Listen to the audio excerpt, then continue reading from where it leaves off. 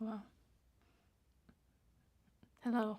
Hi, welcome to Unmuted with Destiny and Sam. How are you all Why doing? you gotta change up the programming? That's Oh, not how we say this. okay. My bad. Let's scratch that. Hello, welcome to Unmuted with Destiny. and Sam. Yeah. I think some people sometimes are confused as to who's who because we sit on the opposite sides of our names.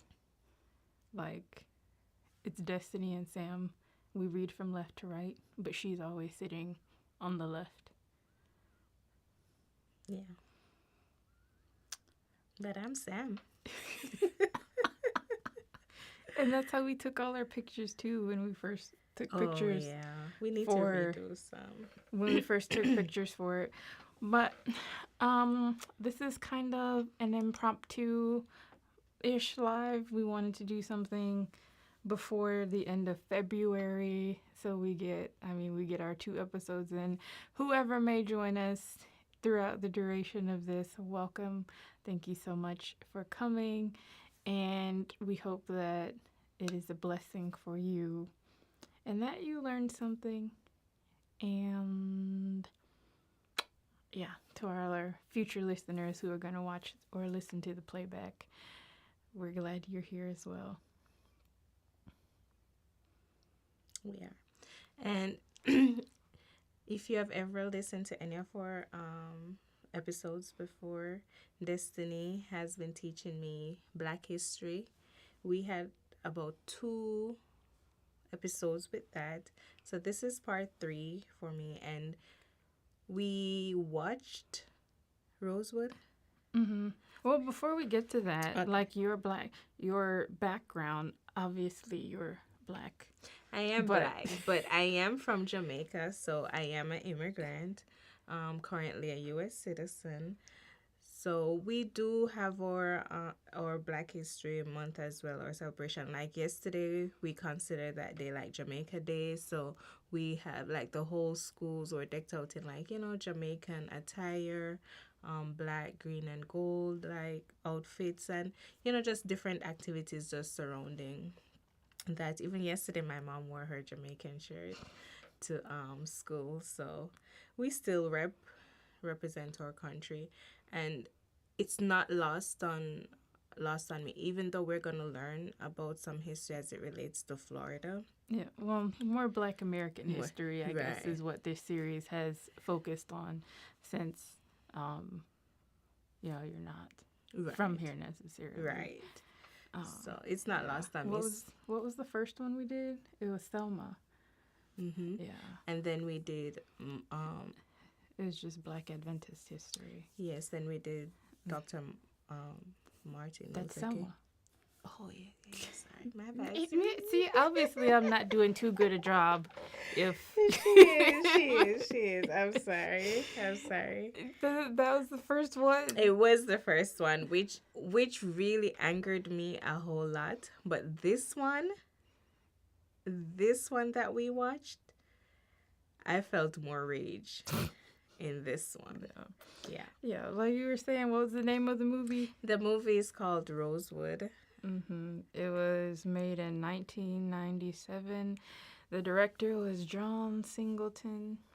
Um, but we chose this movie specifically because it highlights a little piece of history that happened in Florida, pretty relatively close to where we are. We're Mm-hmm. like adjacent to the Tampa Bay area, but Rosewood, if you all would turn your eyes to the screen, is. Hi, Patrick. Thanks for joining us. But Rosewood is here. If it'll catch up. Is it gonna catch up? Or no? No, it's gonna be slow. Technology. Yeah. Because that is definitely not what's. Did it just capture it? hold tight while we workshop this because this was working just fine and displaying how it needed to, and not this random still of us on the screen. Yeah. But yeah, I think I'm gonna have to redo it. But anyway, while I get the display for y'all, Rosewood is in North Florida. It's close to Gainesville. It is about 50 miles away from Gainesville. And although it's not an official town or city anymore, it is what's called a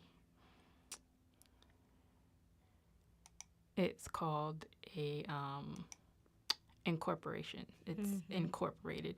So people are there, but it's Not like a standalone city or town. yeah.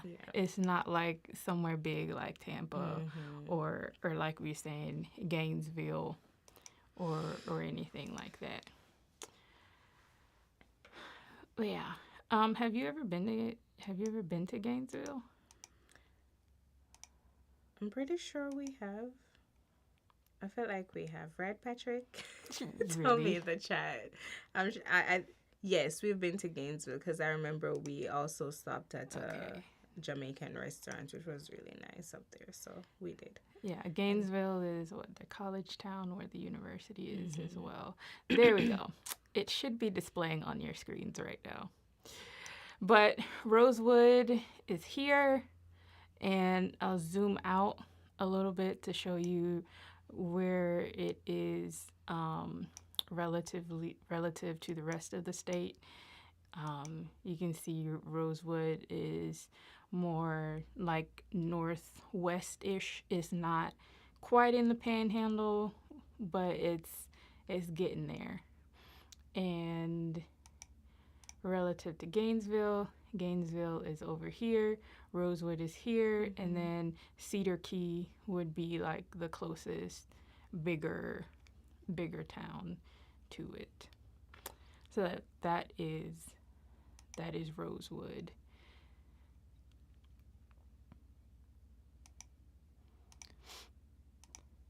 All right. So, to start off, we're going to give a brief overview. I'm going to read a little bit of the facts of what happened in Rosewood, and then we're going to kind of go into the movie because, not everything is always true in the Yes, fictionalized versions of things or even the retelling of things. It's based on a true story, not necessarily all of the true story. So Some things seem exaggerated as well as some things weren't truly reported in the movie. So, all right. So this is from an article from the Smithsonian Magazine. It talks about a reporter who went there in 1982 to he just went to the area to see if he could find something interesting that had happened. And he kind of stumbled upon Rosewood, if you would.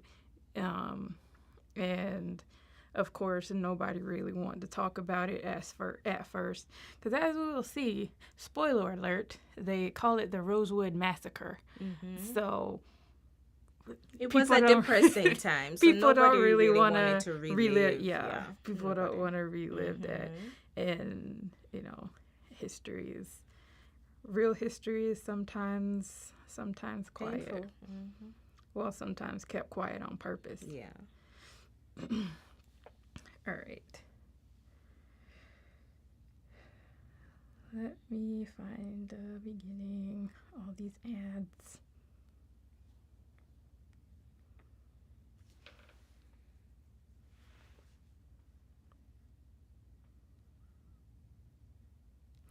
Okay.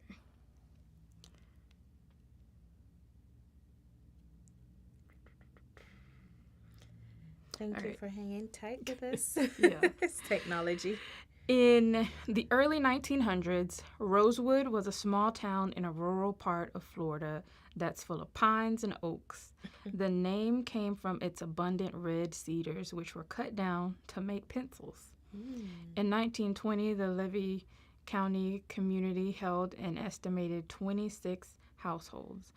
According to the census record, 4 belonged to white residents while 22 belonged to black families.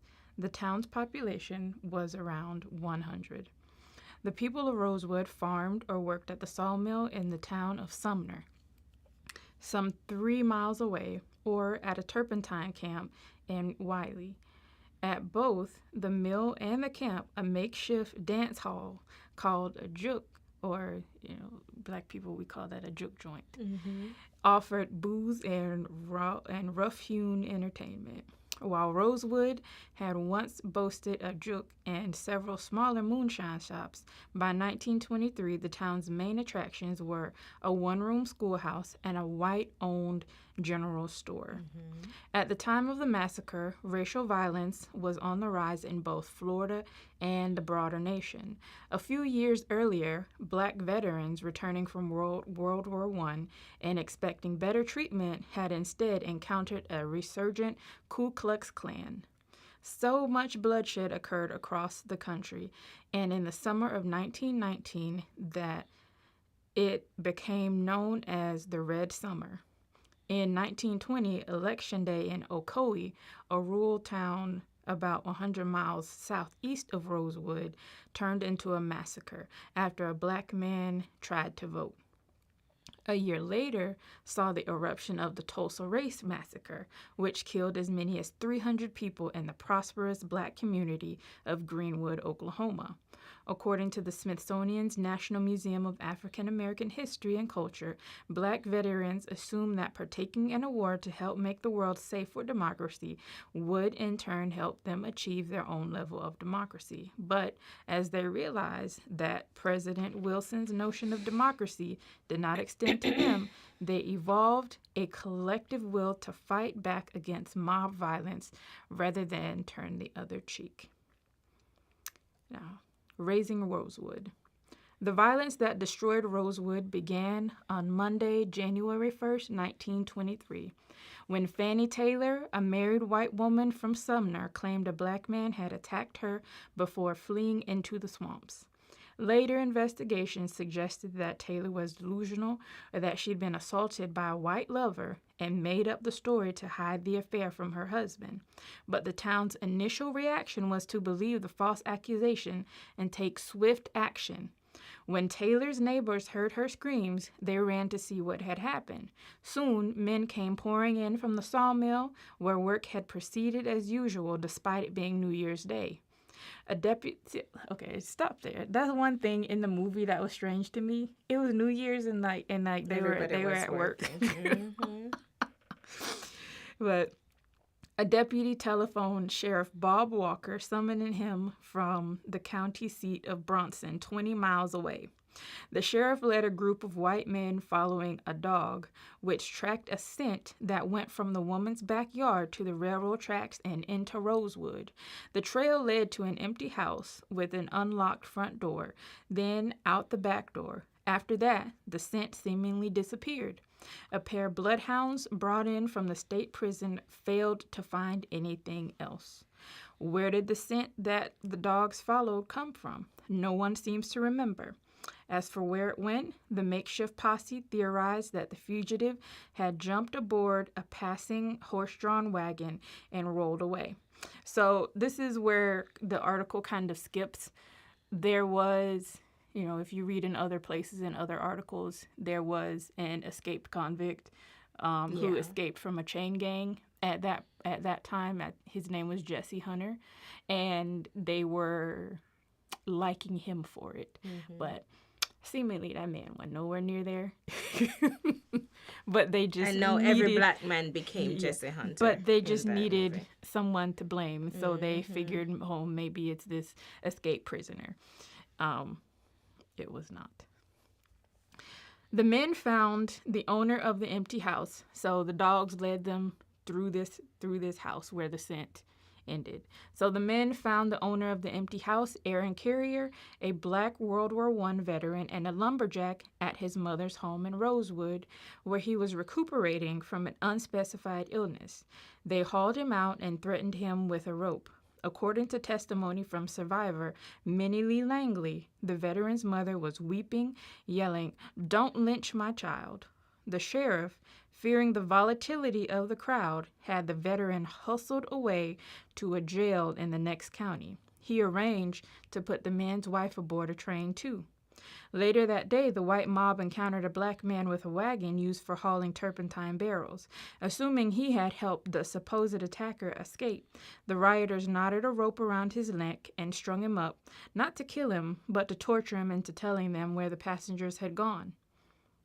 The frightened wagon owner, Sam Carter, repeatedly promised to show the men where he had led the fugitive out. Multiple times they loosened the knot and let him down to show them. But wherever he took the mob, the dog failed to pick up any scent, so they strung him up again. Finally, an impatient drunk man named Bryant Hudson killed Carter with a shotgun, the first fatality of the week, but far from the last. Their bloodlust temporarily sated, the vigilantes went home, despite failing to locate the woman's alleged attacker.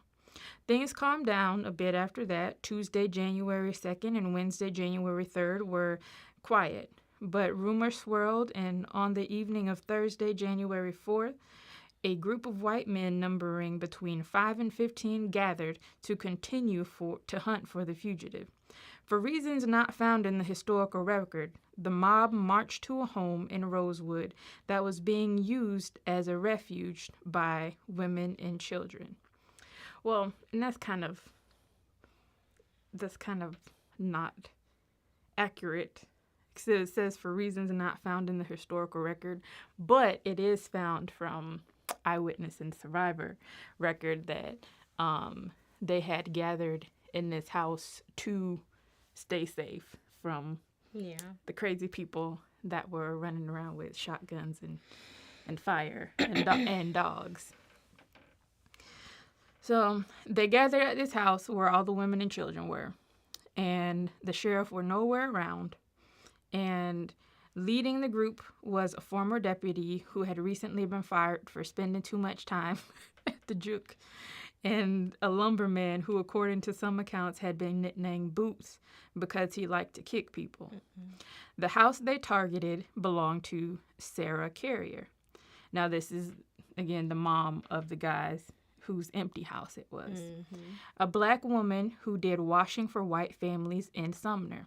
As Langley, who's Sarah's grandniece, later recalled, her aunt advised the neighbors to hide with her because those crackers looked like they're going to raise sand up here. They're going to come back here and try to kill us tonight. The white crowd demanded that the people huddled in the house come out, but they refused. Sarah's adult son, Sylvester, armed for protection, was among those inside. The ex-deputy climbed up on the porch where he was set upon by a small dog. Someone shot the dog, then fired a fatal pistol shot through the window at Sarah. So Aunt Sarah is dead. Mm-hmm. At that point, the white men began firing their guns, causing an uproar that sent most of Rosewood's residents running. Some fled into the woods. Others sought refuge in a 2-story home of white shopkeeper John Wright. Still more ran to the mill, where the supervisor stashed them amid stacks of lumber. A Juke employee sheltered some of the escapees, too. Back at the Carrier home, a young boy who peered out of the upstairs window was injured by a shot that shattered the glass pane, taking out his eye. Langley, then 9 years old, ventured down the stairs and saw firsthand what happened next. Sylvester, who was crouched in the hallway, fired a firewood bin, spotted Langley, and pulled her back into the shadow, saying, "Come here, let me save you." He held a Winchester pump shotgun and leaned it on her shoulder, steadying his aim as he pointed the muzzle at the door. Suddenly, the door burst open. The ex-deputy filled the frame. When he kicked Aunt Sarah's door open, that's the time Cousin Seal shot him down in the door. Langley recounted. He fell down dead, the first white casualty of the clash. The lumbermen crowded in next, becoming the second white man to catch a fatal load of buckshot. A third man tried to come through the door, so Sylvester shot and wounded him. All three fell onto the porch. Sylvester told Langley to go back upstairs, then escaped out the back door. One of the older boys who was hiding upstairs took charge and led all the children downstairs and out, heading for Wiley, where they had some relatives. They joined the general exodus that left Rosewood largely empty. Soon, dozens more white men flooded into the town, coming in from surrounding communities, armed and ready to fight. They killed anyone who hadn't already left, mostly sick people who couldn't get out of their homes. Someone found Sylvester and killed him too. Then the mob began torching the empty houses. By Sunday, January 7, they had burned nearly everything in the town except for Wright's house. And Wright, again, is the white shop owner who was in town. It remains the only structure left standing that's to this day in what used to be the town of Rosewood. So, based on research in the archives, supposedly the death toll is officially only 8. That's what they said. Officially. 2 white men who Sylvester shot, and then 6 black people. But that's in a nutshell what happened in Rosewood. However, I find that interesting because it says they had killed anyone who hadn't already left. Exactly. In the article, and sick people who couldn't get out of their houses, and So probably old people. it had to be more than 8. Well, more than 6 black people so who there's were just killed. no way. Yeah, But that's what that's what the official record says. Yeah, but of course, eyewitnesses say there's more. Yeah. But yeah, that's Rosewood. Did you know anything about this No. going into it? No. You never heard of it or Mm-mm, anything before? I've never heard of it. When she said, "Okay, here are 2 suggestions for movies," I said, "Okay, Rosewood." I knew nothing. I didn't even get a chance to go Google or look, what is this? So I'm literally watching this thing blindly, in a sense that how sometimes you'll watch trailers or read the summary of something before. I went into this blindly. So watching this movie, for me, in comparison to Selma, in comparison to Selma, where they're fighting for that was civil rights era. Civil rights and just equality and all of that. This is the thick of Jim Crow in 1923. In comparison to Selma and this movie, I thought I was super angry in watching Selma, but this one, I was very, very angry. And for me, it wasn't so much that the black folks of this town died because they were fighting for equality or justice at that time, right? It's over a lie of this woman saying that a black man raped her when she was having all these affairs. To her credit, she didn't say that he raped her. That's just what the hearsay said. The hearsay, but beat her. She said that he beat her. Yeah. And her exact words were, "It was a what?" It was what? You don't remember what she said? What she said? I don't remember. The He was accusation. big. No, well, yeah, she did say he was big, but no, she said it was a nigger. It was a nigger. That's yeah. what she said, was like, and "It that's was a that's nigger." all she said. And like people assumed, they That saw she her got face. raped. They saw her face all bruised and everything, but she really only claimed to be beat. Beaten. But the townspeople, people murmur and talk. They added rape onto it. But and another article that I was reading, it also said that it was most likely a lover, somebody she's having an affair It with. was. And they knew. Like, it was showing us that the town, they, at the end when the truth kind of came out, because the sheriff, based on how the movie Yeah, in the displayed movie it, version. you'd be like, Fanny, are you sure that it was a nigga or it was like one of your lovers? And like she was saying, No, what well, are you? she didn't say what he didn't say one of I your know, lovers. but He that's wasn't that. he wasn't no, that no. He brazen. said in the movie the sheriff said, "Now, Fanny," he said, "I've known you for a long time. Yeah, Are you sure?" Basically, trying to like undercut him, not undercut, but like slyly say like, "Girl, we know what you do." we know exactly, exactly. So for me, I was more outraged that a whole town, and this was a thriving black community, because even in some of the white men were saying, why does he have speaking to Sylvester and his home, why does he have a piano in his house and we don't? So these black folks, they were thriving in the community. So they weren't showcased as being poor or like, they didn't have anything. They were thriving. And then they had this shop as well, John Wright, that he owned, and the movie portrayed that he was also one of the only white that basically helped them. The movie did portray kind of that Yeah. he was the only one. He did it kind of begrudgingly because he don't want his shop to get burned down. Exactly.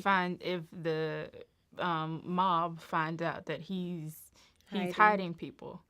And he was in the movie. He brought up something. He was like, "Well, I don't really want y'all to kill all of my customers." Exactly. They were his was, customers. He was the only Shopkeeper. store in town, and yeah, I don't know. From beginning to end, what was the thing that stood out to you the most? I mean, we know the beginning, and you just kind of set up and showed us how the daily life in the town was. Then it got to where the woman screamed and told her lie. And then it just kind of goes into them searching with the hounds and stringing that man up by the neck.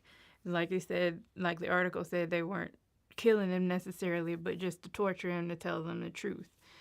They did eventually kill him, though. Yeah. So, what part really stood out to you the most? The whole massacre part, though, and the crazy thing, they were showing the timestamp in terms of saying, okay, this is Friday, this is Saturday, this is Sunday. So this was a whole weekend. So you can't tell me this whole weekend only 6 people were killed in terms of the black community. And my thing is, they were so outraged because Sylvester fired, right? And 2 got killed. Oh, he was killed by a nigger? 2 white men? So that added more insult to injury to them. That added more fury to them. So to them, that gave them more ammunition to do what they did. And even in it was showing how some people were at a church gathering, and they were doing baptism and everything, and how Chinese telephone is almost like that, and they heard about it, and now everybody came and grabbed their guns. Say that again. What, you Chinese television? What? Chinese telephone, it's how word of mouth spreading stuff. Word of mouth. That's what you call it? Yeah, we call it Chinese telephone. Because with it we are saying that say you say the truth from here. By the time it gets to the end, is not what was told in the initial. So things get all jumbled. Right? Yeah. Well, that's what I said. The lady never said that she was raped. Exactly. I mean, she told a lie regardless. But that's my thing. That's the thing that hurt me. All of this over a lie that the town eventually showed that they know or knew of, right? Because the the husband, when they were like, everybody was laughing at him and be like, your wife has been, sleeping around with these men and whatnot. And he, because how it portrayed that Sarah, the Aunt Sarah that they killed, Sylvester's mom. Sylvester's mom, she was working for Fanny. And how it portrayed her going out trying to quell down the angry mob until it was a white man. And as soon as she said it was a white man, they shot her. Yeah. You know? But I guess that's the fact versus fiction because Yeah. they shot her through the window. Yeah. In But that real could be life. the fact. But well, yeah, she could have said something before they shot her. But And then, but there's another part that really stood out to me though. So when the mob was coming over, they were trying to cross counties as well. There was another county that came up with their Well, deputies. That's how it we was show. Gainesville. Yeah. It wasn't a county. It was they were trying to go into Gainesville Okay. with their antics. Yeah, and Gainesville, they come with their guns and everything, and they're like, not over here, or blacks over here. We have no problems with them. It's like they're saying they're in peace and harmony over there, and they don't want it. So they Yeah, went back. they turned the mob away. Yeah. So that kind of stood out to me as well. What was the most surprising thing to you? That In part. this whole that part, them turning them away in Gainesville. Because I didn't expect that. Honestly, I didn't expect that to happen. I expected them to join the mob. So I was literally holding my breath. Well, some people want peace. Right.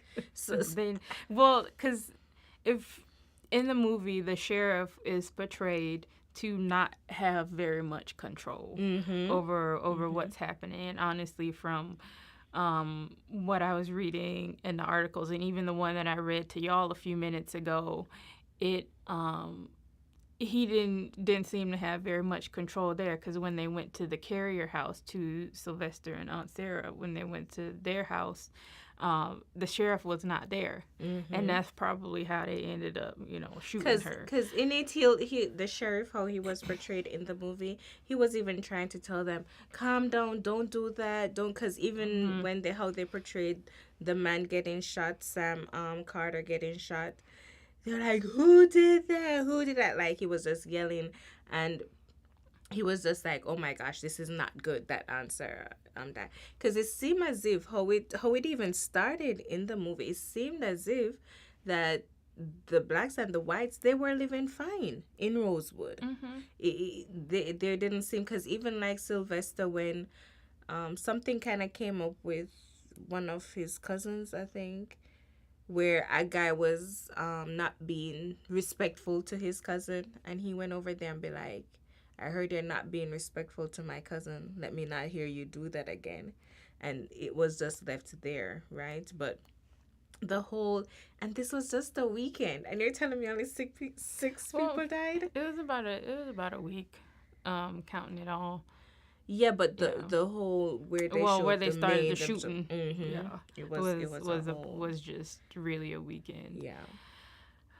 So this movie really outraged me. It just left me bothered and sad and just upset, because to me, as I was saying, it was one thing, like when we were saying, when they were fighting, for civil rights, but this over a lie, and at the end that you guys, and they were laughing about, they basically knew.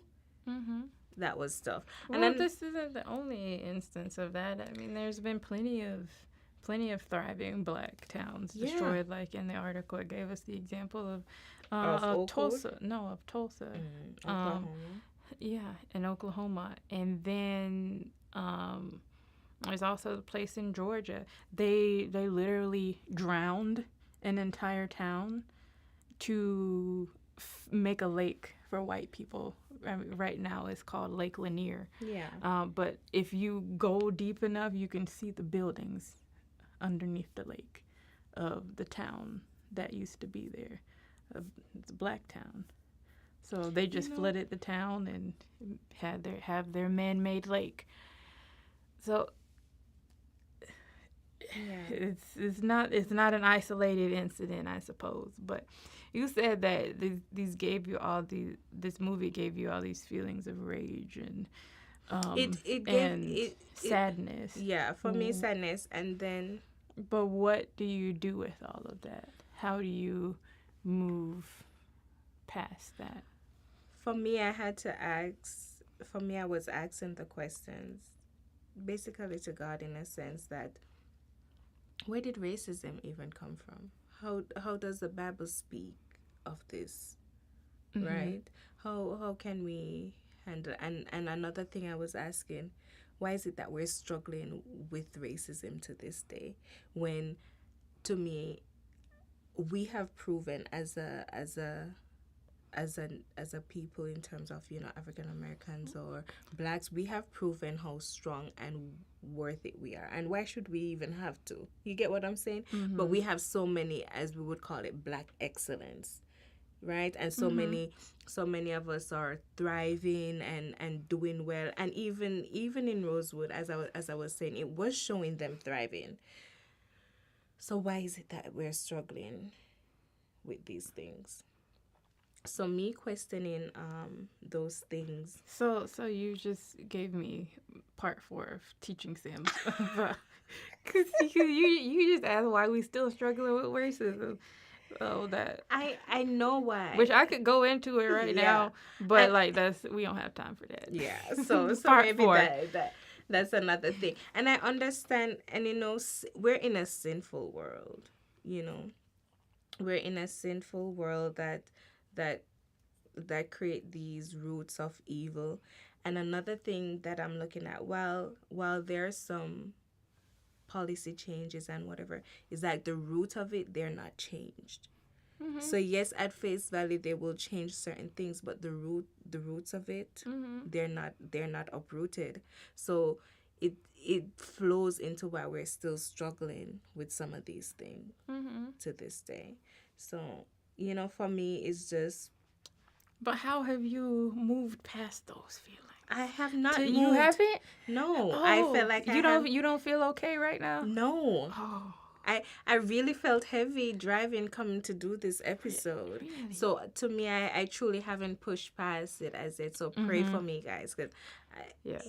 it's just a hard pill to swallow. And yes, I'm learning this about Rosewood and us being here in Florida, but just thinking of even my own country, in Mhm. Jamaica, that they have fought a lot to get us to where we are today. But yes, we still struggle with colorism, Mhm. you know? So Mhm. it's so to be honest, I You're have still not struggling. yeah, Yeah. um I have not pushed past it, you Yeah. know? And too, cause you're not. Well, I hate to say this, but you're not used to this type of environment Mhm. either. Maybe I've seen it and heard about it enough. I grew up hearing I'm not used to yeah. and watching these Yeah. things. Um, you, I think we briefly talked about it um, after the movie or during the movie or something. You asked a question about the Klan. Like you don't know what the KKK is, and that was like kind of surprising to me. Um, so we have much to learn, Yeah. Grasshopper. Yeah. We have Uh, a lot to learn, cuz even with with me as a Jamaican as well, and learning, like how we'd learn about where we're from, and like whether we're from the Arawaks, mhm. Tainos, stuff like that. When we learned these things, we learned these things through fun and play. Mhm. So they didn't seem as heavy Mhm. as me now watching these movies and learning of these things. You get what I'm saying? Because Mhm. most of the stuff that we learn, through our history and stuff, Mhm. they really come through, through fun and play, so that way kind of Mhm. stick, but it doesn't feel as heavy. Well, I think too. Some of the topics are hard to make light Mm-hmm. because of their weight. Like Rosewood. Yeah, like You can't make that light. There's no way, because it yeah. is what it is. It was hard to make something Mhm. light of that. And I mean, I can't imagine what it was like on the set, even of To this do it. movie. Or some people I've heard on some sets, like when it's a really heavy topic, the crew and the actors that they're always joking and laughing to try to keep it light Mm-hmm. and not keep it so heavy on them. So that's just, I mean, I Yeah. hate to be like to say like the cliche, but we just have to find peace in Jesus. We And do, and and one of the things I'm reminded of, like with Jesus's ministry, and how it always portrayed that he's always there for the oppressed. He's never about mhm. injustice. He's always there. So it shows that my God is a God of peace, justice. Mhm. You know, Well, just humanity. yeah. Well, that's the thing that always gets me where people talking about Christianity. And I'm like, they cannot be serving the same God As I am, because there's just no way. because it's not. And like, really, I've come to the conclusion that they're not. They're not. Because the same Jesus who probably lived a life closer to these people that you're oppressing is Mm-hmm. not whoever they think that he is. Yeah. Jesus was a humble, not prideful, not a vigilante. Even when people did do wrong, Mhm. Jesus wasn't vigilantism. Even with the Pharisees, who he was the hardest on, Mm-hmm. he scolded them. He did all that, but he didn't. I mean, he wasn't just running around killing nobody. Exactly. He never, and even displaying with some of his disciples. Let's talk for Peter, who Peter was ready to Mm-hmm. And he told him to calm down. calm down, even when it was portraying to where And even when it could have been justified, even for Peter to be angry. right. But the thing is, too, I guess, in comparison, these things aren't justified. The things that have occurred throughout our history, in Black history and Black American history, there's no justification for the evils that have occurred. There's none. There's none. And yet they're saying that this is how God wants Or it. they're doing it in or God's they're name. doing it in God's name. And I just like pity those people who don't repent, Yeah. because they will be punished on that day for doing these things in the Lord's name, supposedly, because Yeah. it is not the same Jesus of Nazareth who was a poor outcast. And what did Jesus say? The animals have all these homes, yeah. homes, but the Son of Man has not anywhere to lay his head. Mm-hmm. That it can't be serving the same Jesus. So I don't know what Jesus they got, but it ain't the one from Nazareth. Mm-hmm. So it's just a reminder, God doesn't show partiality. Sometimes we say God shows favoritism, but that's your opinion in terms of saying God, because you believe God favors you, which is fine. I always say God favors me. Well, the and scripture says that the Lord causes the sun to shine on the just and the unjust. So, there's no partiality. The rich and the poor meet together. The Lord is the maker of them all, right? Mm-hmm. And And in Micah 6 verse 8, it teaches us to do justice, love mercy, And walk humbly with your before God. Right? Mm-hmm. Isn't that the God we serve? And there's not going to be any like separate heavens. No, or separate places in heaven. despite what some may think, it's not. Yeah. So they're in for a rude awakening. Well, I don't know if they're gonna make it, but Well, it might not be such a rude awakening if they do, repent and if they turn do, their hearts around. Yeah. But it's just like, and then to see what Jesus actually looks like. Jesus was Middle Eastern. Yeah, he's not white. I am sorry to break your heart, but Yeah. if we can go into it too. But when I read Revelations and how John described how he looked, He was a brown man. he I doesn't. don't know what y'all I'm not doing. even gonna say he's completely black like me and you, Yeah. but he doesn't. Even like when they described his Well, hair. he could be somewhere around our color. Yeah. If we're not And black. he's right. We're in the sense of like our literal color is Yeah. black, but they described his hair. John described his hair. His hair was like wool. Mm-hmm. Show me one person that's white or that has wool hair. No way. You know what I'm saying? So even when it is said like the copper looking, copper doesn't look white. I mean, copper is darker than us, honestly. Exactly. So because I mean, we kind of light skinned. Yeah. You know, I this is a side note, but I had to like. I don't think that really dawned on me until I was in college because the church I was going to, there's a girl, she was really dark. And we went out to eat one day with the youth group. And there was a brownie and a chocolate chip cookie right beside each other. She was like, this must be what I look like next to Destiny. And I was like, what? It's not that bad. And then we stuck our arms out and I was like, oh, okay. Yeah. Yeah. And, you know, I can say I personally have faced racism in terms of directly. I have not felt that. I have white friends and that I love so dearly that I've never noticed them feeling any type of way with me, you know, being African American or being black. You get what I'm saying? So I have not faced it yet, right? But one of the things when I was asking why are we still struggling, you know, today, it says because sin has consequences that ripple generationally. Systems were built on racist foundations. Wealth gaps, housing policies, education disparities, criminal injustice, criminal justice inequities, even when laws change, structures linger.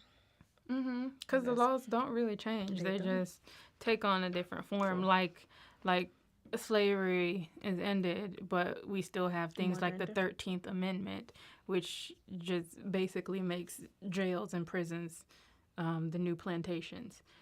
So we will continue to pray for Sam as she's learning some of these things and to help your heart not be so heavy about it, I guess. Because, you know, some things that you watch, and I'm going to be honest, like, some things have me, like, walking around mad at white people. And some have me like, let me not. I'm not mad. For me, I do not like to see injustice in a sense. I don't like to see brutality like that. I do, especially when it comes on to children. Yeah, women and children.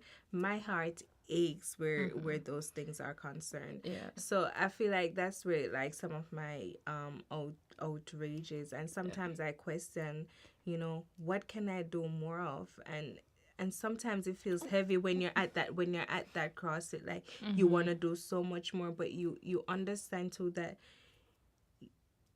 I don't know if I should even say that you can't save the world, you know, but it's just, I don't know, it's just a heavy place for me. I think so. Yeah, well, just pray for me. No, but I think I've been kind of experiencing that lately, like outside of this movie, because you know, I work with kids. I work with vulnerable populations every day. You know, between both of my jobs. Hussein, hi. Oh, Steve. But ma'am, why you gotta throw me off like that? You said we say hello to all of y'all at the end. Thank you for watching, though.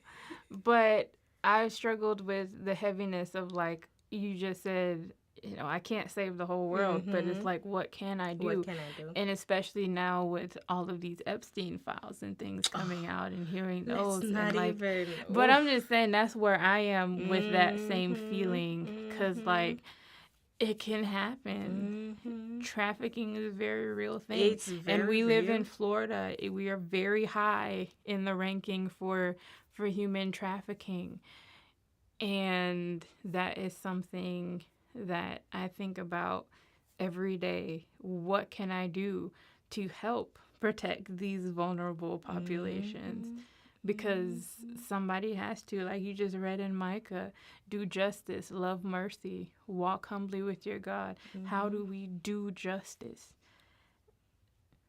So that's the journey that I've Yeah, and been especially on. when you're in the settings that we're in, when you see some of these things where you can come upon these things so closely, especially, as nurses.